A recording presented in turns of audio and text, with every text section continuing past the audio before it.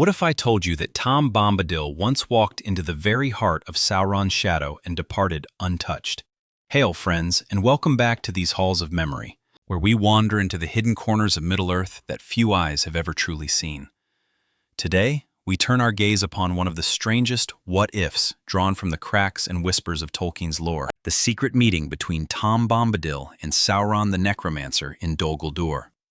This is not something Tolkien set down in plain words, yet when the scattered hints are gathered, from the Lord of the Rings, the Silmarillion, unfinished tales, and even his private letters, a haunting and wondrous picture begins to emerge. So prepare yourselves, for we now step into a shadowed chapter of Middle-earth in which the most carefree and enigmatic being in all Arda walks, straight into the stronghold of one of its darkest powers. And the strangest part is this: he does not come to fight. It begins in the Fellowship of the Ring, when the hobbits, weary and hunted, find refuge in the house of Tom Bombadil. Frodo offers him the One Ring, and Tom laughs, tosses it into the air, and even makes it vanish for a moment. Not for the space of a single breath does it touch him. He is his own master, Tolkien writes, leaving readers ever since to wonder how such a thing could be. Now imagine that moment rippling outward across Middle-earth until it reaches Sauron himself, still veiled as the necromancer within Dol Guldur. Sauron, the great deceiver, would have been filled with both fury and a deep, uneasy curiosity. Remember that Sauron has ever been obsessed with dominion. In the Silmarillion, as Myron, he longed for order, bending the wild chaos of Arda to his iron will. The One Ring was to be his ultimate instrument of control, yet here was a being who cast it aside as though it were a child's plaything.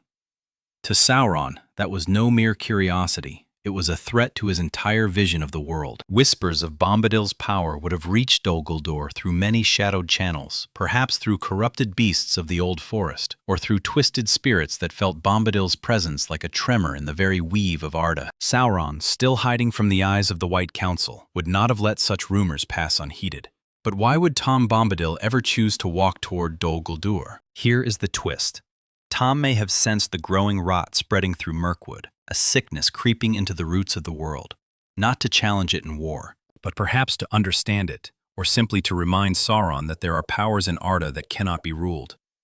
Tom cares nothing for dominion, yet he is not blind to its perils, and so, at some unknown hour, Bombadil steps across the threshold of Dol Guldur, smiling, untouched, humming an ancient song, the one creature in Arda to whom the shadow means nothing. For Sauron, this was no mere visit. It was an insult beyond measure, and here the true tension begins. Picture this.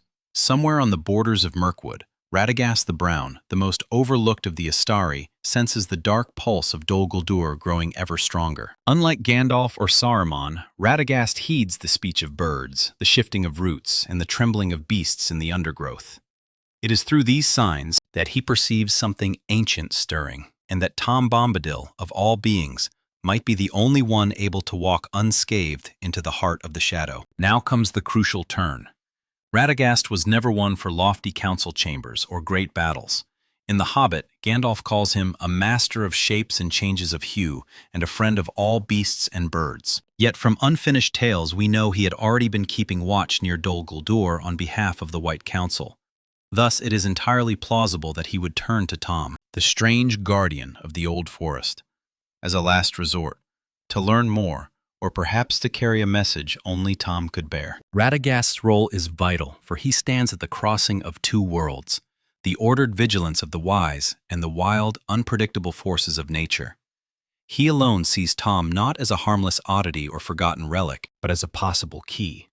And knowing Tom, the only thing that could move him to leave his own lands would be a sincere and heartfelt plea from the heart of the wild. Imagine Radagast arriving at Tom's house, drenched by rain, his hair tangled with moss and leaves, clutching his staff, speaking in hurried words of the evil festering in the southern reaches of Mirkwood. Tom listens, laughing gently, not from fear of Sauron, but because he hears the land itself crying out in pain. That alone is enough to set his feet upon the long road toward Dol Guldur, humming songs older than the hills themselves. Meanwhile, deep within Dol Guldur, Sauron waits. He may not have expected Tom in particular, yet he senses that something ancient is stirring. Tolkien tells us in the Silmarillion that Sauron's greatest weapons were ever fear and deception. And yet here comes a figure who fears nothing and sees through every veil. One can almost feel the air crackle with tension as Tom crosses the threshold into the necromancer's lair. The meeting is not one of swords or clashing spells. That was never Tom's way. Instead, it is a collision of two opposing philosophies: domination against freedom, control against joy.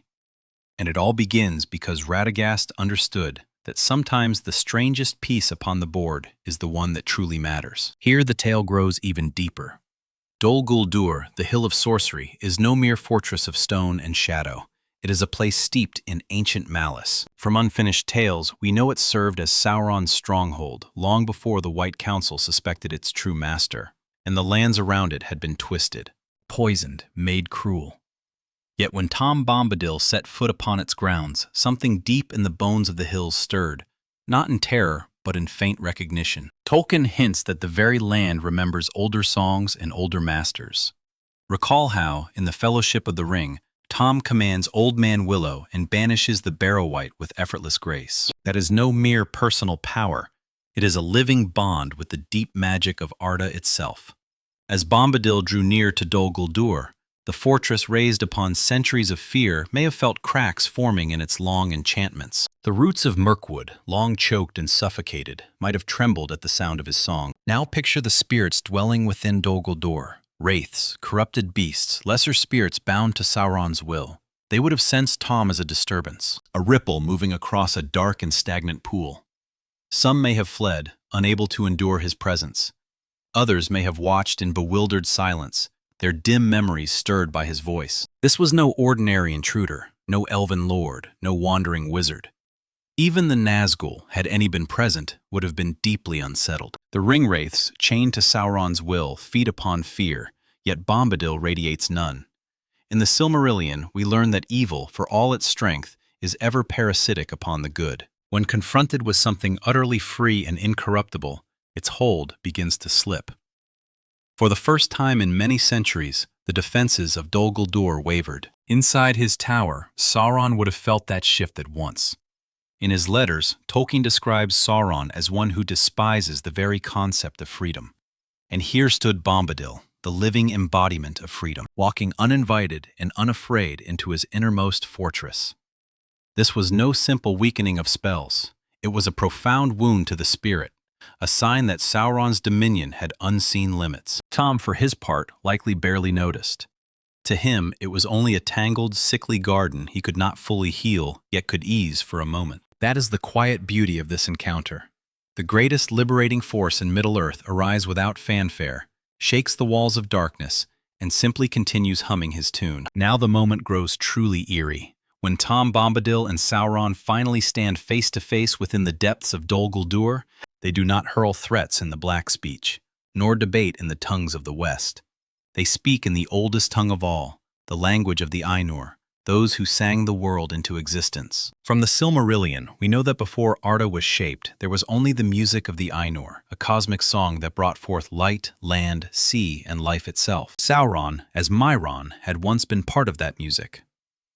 Bombadil, Tolkien never fully defines what Tom is, yet in his letters he hints that Tom stands for something beyond, the endless struggles of power, perhaps even bound to the earliest days of Arda. Thus, when these two meet, it is not a duel of wizards, but a conversation between beings who both remember the first notes of the world. Imagine that hushed moment in the dark heart of Dol Guldur. Sauron lets fall his countless masks. Tom, for once, sets aside his playful rhymes. What remains is a raw, primal exchange. Words older than Elvish, older than Entish. Words that even the Valar themselves might pause to hear. No spells are cast. No roaring challenges are uttered. Only the heavy silence of two ancient minds weighing one another in the balance. Yet here is the true strangeness. While Sauron is driven by hunger, by the relentless urge to bend the original music to his own will, Bombadil has no such desire. That is what makes their dialogue so unsettling for Sauron. Tom speaks with neither agenda, nor fear, nor any longing for mastery. In a sense, Sauron finds himself arguing against the very embodiment of everything he has sought to crush and control, and it drives him to the edge of madness. Tolkien hints in his letters that evil cannot truly comprehend pure joy or perfect freedom.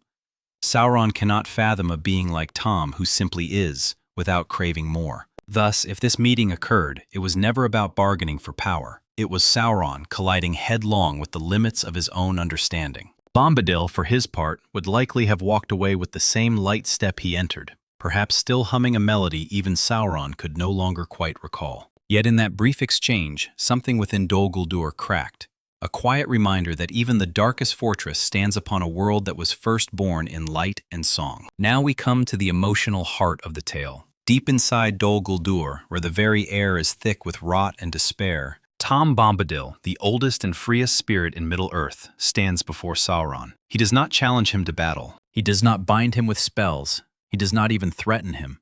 Instead, Tom offers Sauron a choice.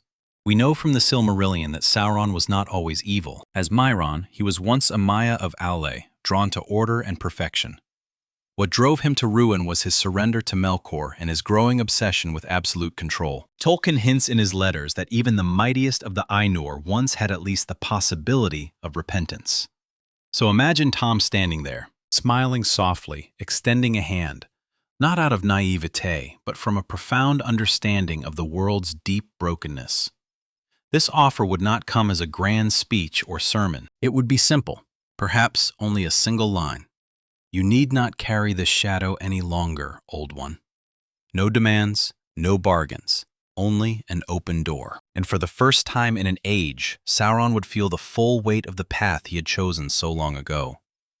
Of course, we know the answer. Consumed by pride and by the vast machinery of his own evil, Sauron would sneer at the offer. Tolkien makes it clear that by the time of The Lord of the Rings, the will to repent had long been burned out of him. Yet that is precisely what makes Bombadil's gesture so powerful.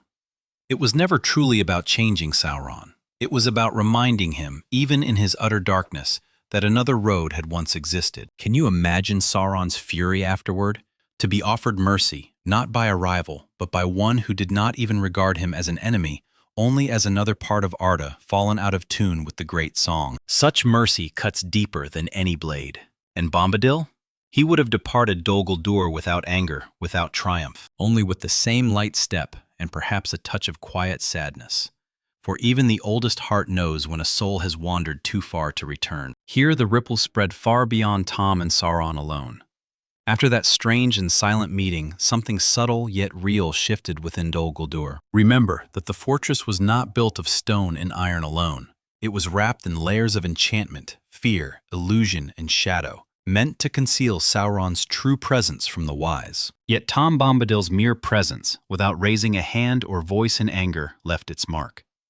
In the Fellowship of the Ring, we see how Bombadil's songs can shatter spells and dissolve dark enchantments, whether it be Old Man Willow or the Barrow Wights. Tom does not attack. His very being causes the shadow to unravel. It is therefore no great stretch to imagine that, simply by walking through Dol Guldur and humming some half-forgotten tune, Bombadil opened tiny fractures in the necromancer's vast web of magic. These fractures would not topple the fortress in a single night. Yet they would leave behind hidden weaknesses, places where Sauron's grasp slipped ever so slightly, where the darkness grew thin at the edges. Perhaps the spiders of Mirkwood grew restless. Perhaps the trees leaned a little more toward the light. Perhaps, just perhaps, Gandalf's later investigations became possible because Bombadil had unknowingly softened the barriers. Inside Dol Guldur, Sauron would have felt it instantly. Tolkien describes Sauron's strength as both physical and spiritual, a mighty will that binds the wills of others. Yet here was a will that could not be bent, a presence that moved through his fortress like a clear stream cutting through ash and ruin. For the first time in centuries, the necromancer understood that his stronghold was not invincible. It is also worth remembering that Tolkien believed evil is ultimately self-defeating. Dol Guldur's enchantments were founded upon fear and domination, forces to which Bombadil was utterly immune. Therefore, even though Tom left without confrontation, his visit planted a quiet seed of decay, a reminder that the fortress stood upon ground that was never truly stable. And Bombadil? He likely never gave it a second thought. To him, it was no more than clearing cobwebs from an old tree, a small kindness, not an act of war. But for Sauron, it was a crack that would slowly widen until the day the White Council came knocking at Dol Guldur's gates. Here is something seldom considered. For all Sauron's power, cunning, and malice, it was not Gandalf, nor Galadriel, nor even Elrond who unsettled him most deeply. It was Tom Bombadil. Why? because Tom could not be predicted, controlled, or tempted. In the Fellowship of the Ring, Gandalf tells the council that Tom would be unaffected by the ring, nor would he have any interest in guarding it. That complete independence terrified Sauron in ways no army ever could. Sauron thrives upon corruption. We see it throughout Tolkien's works, whether twisting the kings of Numenor, deceiving the elves, or enslaving the Nine with the Rings of Power. His every strategy depends upon breaking wills and sowing fear. But Bombadil stands entirely outside that game. He cannot be corrupted because he cares nothing for the stakes.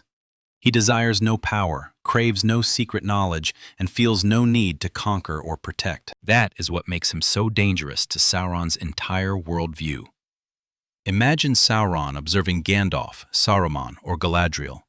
He can anticipate their desires, calculate their moves, exploit their weaknesses. But Tom? He is the wild card, the piece that refuses to follow any board.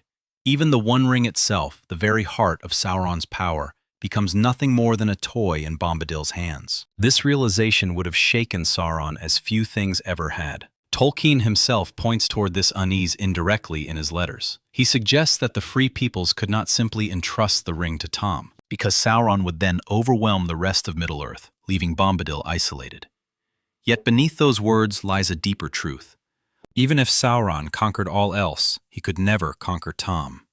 That is the kind of truth that gnaws endlessly at the mind of a Dark Lord. Inside Dol Guldur, Sauron likely wore a mask of cold indifference during the meeting. But beneath it, there must have burned a gnawing dread, the kind that arises when one encounters something that can be neither destroyed nor bent to one's will. And for Sauron, that was a torment far crueler than any open battle.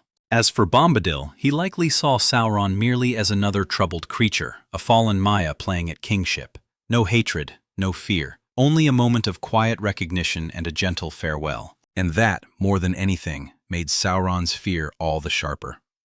Bombadil did not even need to try. Now let us speak of the aftermath. After Tom Bombadil departed Dol Guldur, Sauron did not simply shrug and forget. This encounter forced him to reconsider many things. Tolkien makes it clear throughout the Silmarillion and the Lord of the Rings that Sauron was a master strategist, ever adapting, ever plotting, running headlong into a being like Bombadil, one who shattered every expectation, would have struck him like a blow to the face. Sauron learned something vital. There exist forces in Middle-earth that cannot be dominated by power alone. Until that point, his plans had rested upon ensnaring minds, corrupting Númenórean kings, binding the Nine, and deceiving the elves with rings. With Bombadil, that path was forever closed. Therefore, Sauron redoubled his efforts upon what he could control: armies, Thyr, open physical domination. That is why, when he eventually abandoned Dol Guldur and returned to Mordor, his focus shifted entirely toward open war. Tolkien hints at this change of tone during the Council of Elrond. The notion that the enemy was now openly preparing for war marks a clear departure from centuries of secrecy. Could the meeting with Bombadil have helped push Sauron toward this bolder, more desperate path? It is more than possible. After all, when one cannot master the unpredictable, one turns instead to crush everything else. Inside Dol Guldur, Sauron's brooding after Bombadil's visit would have darkened the very air. His servants, the Nazgûl, the dark creatures, would have felt the change. Plans that once relied upon slow deception and hidden corruption now snapped toward invasion, conquest, and brute force. The necromancer was no longer content to lurk only in shadow. It was one of those quiet turning points that quietly reshaped the course of Middle-earth, even though no one else ever knew it had occurred. The free peoples of Middle-earth never heard tale of Bombadil's visit to Dol Guldur, yet they soon felt the great wave of war that came crashing upon them afterward. It is a classic touch of Tolkien. The smallest and quietest encounters often carry the greatest weight in the long unfolding of fate. And as for Bombadil, he simply returned to his forests, to Goldberry, and to his little songs. Yet the ripple of his presence lingered long in Sauron's mind, driving the Dark Lord to prepare for a war that would, in the end, bring about his own downfall. There is one final layer that many overlook. Tom Bombadil does not stand alone. He is part of a pair. Goldberry, the river daughter, is the gentle heart of his world, the balancing force of living nature to his wild and ancient energy. So when Tom stepped into Dol Guldur, it was not only his presence that mattered. Hers traveled with him as well, like a soft whisper upon the wind. In The Fellowship of the Ring, Tolkien portrays Goldberry as deeply woven into the land itself, the rain, the rivers, the pulse of growing things. She is no passive figure. She is the living heartbeat of nature. Even if she did not walk physically beside Tom into the fortress, something of her essence surely accompanied him. One can imagine the heavy air inside that dark place shifting ever so slightly, the damp rot lifting, the deathly stillness breaking, as though the fortress itself remembered a time before Sauron's corruption. And that would have mattered greatly in Mirkwood, where all of nature lay under siege.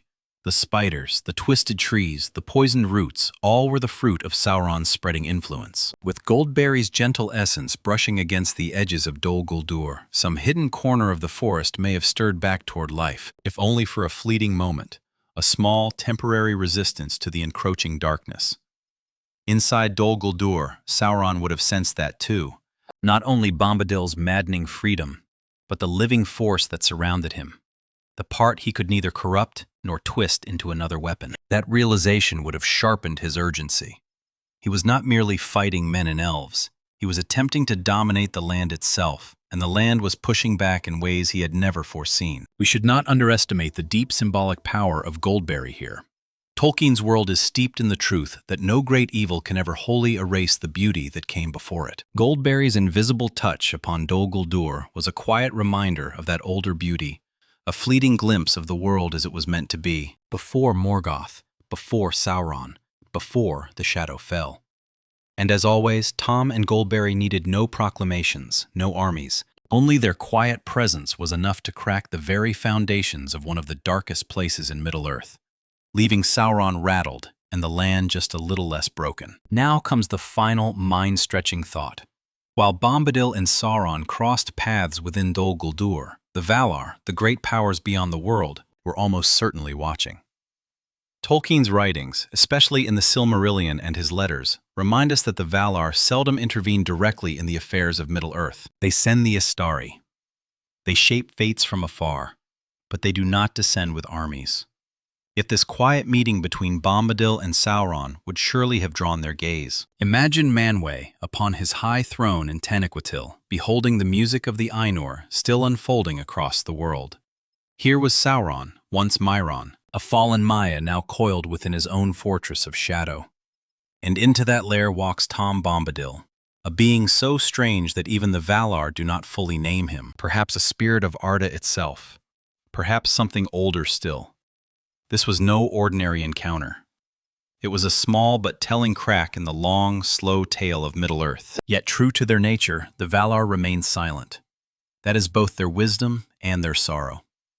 In the Silmarillion, we see how their direct interventions often bring unforeseen grief, from the War of Wrath to the exile of the Noldor. By the Third Age, they had largely withdrawn, leaving the fate of Middle-earth in the hands of its own peoples. Still, they would have watched Bombadil's visit, beholding in it both the stubborn persistence of good and the stubborn refusal of evil to turn from its path. For Sauron, the weight of those unseen eyes, even if he could not consciously feel them, would have added to the hidden pressure. Somewhere deep in his corrupted spirit, there may have flickered once more the memory of the Maya he had once been, aware that he was being observed, not only by Bombadil, but by powers far greater still. And yet, as ever, he chose defiance. Bombadil, on the other hand, would have felt none of that weight. He was not acting for the Valar. He was not fulfilling some grand cosmic design. He was simply being himself, free, joyful, untouchable. And that is what makes the moment so beautiful. Even beneath the eyes of the gods, Bombadil remained Bombadil, and Sauron remained Sauron. So when Tom walked out of Dol Guldur, the Valar let him go without a word, trusting in the slow and often painful unfolding of history. And Sauron turned back to his shadows, his fear sharpened, his plans for war hardening. Yet in some buried corner of his being, he now knew that Middle-earth still held powers he would never master. And that is the tale, the secret hypothetical meeting between Tom Bombadil and Sauron at Dol Guldur, woven together from every corner of Tolkien's vast legendarium. If you have journeyed with me this far, I lay this question before you. Do you believe Bombadil could truly have changed Sauron's fate, or was the Dark Lord already too far gone into shadow? And if your heart hungers for more deep journeys into Tolkien's lore, strike the flame of subscription, for we have many more tales yet to tell, from the pages of Unfinished Tales, the history of Middle-earth, and and even the wildest secrets hidden within Tolkien's own letters.